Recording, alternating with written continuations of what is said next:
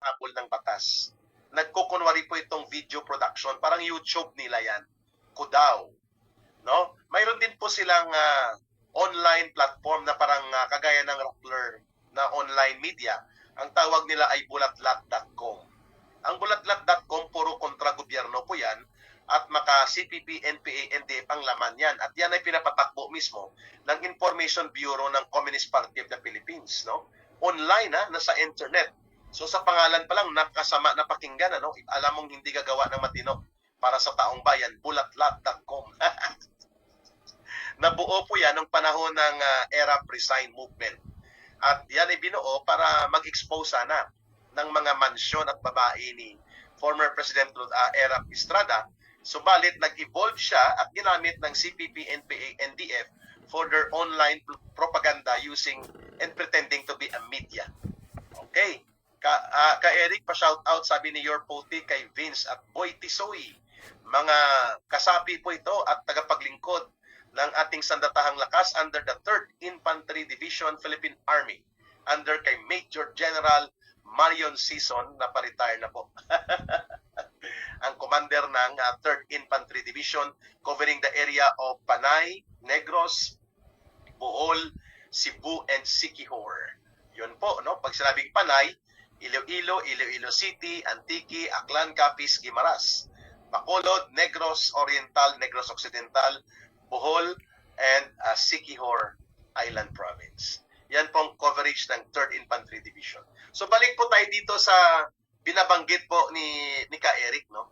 Itong propaganda operations na ito pong pinaka-fundamental na gawain ng CPP, NPA, NDF. Kaya kung mapapansin nyo, lahat ng issue sinasakyan nila. Sa pagtaas ng mga produktong petrolyo, singil sa kuryente, mahal na bilihin sa pagkain at mga basic commodities, mga usapin sa reformang agraryo, usapin sa trabaho, sahod at karapatan, at pati sa mga demolisyon sa urban poor, nandyan sila lahat. Ang hindi lang nga nila na-i-infiltrate at nagagawa ng manipulasyon para ma-recruit, sabi ko doon sa Senate hearing noong December or November 2020, doon sa pinatawag na Joint Security and Public Safety Hearings na pinamunuan nila Senator Ping Lacson and Senator Tito Soto, kung saan unang lumantad po si Ka-Eric muli in public, ang hindi lang po nare-recruit at na-oorganisa ng CPP, NPA, NDF sa ating bansa ay ang mga kambing, kalabaw at mga baka. Ito si Ka-Eric ba? Na-monitor man ako ni iyang mga style sa una. Wala na ni siya magdadaldal sa gobyerno noon.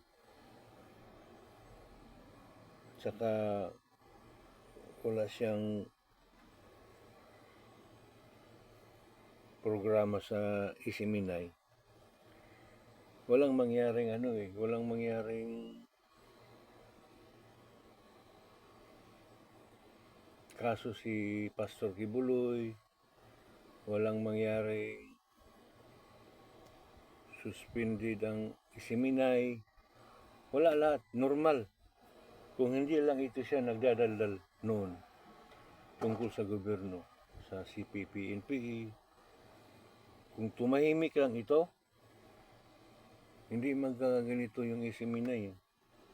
Walang kaso yung Isiminay. Kaso pinasukan niya ng hindi maganda sa gobyerno, nasa poder ang gobyerno. So, nasira tuloy yung Isiminay tapos ang KOGC.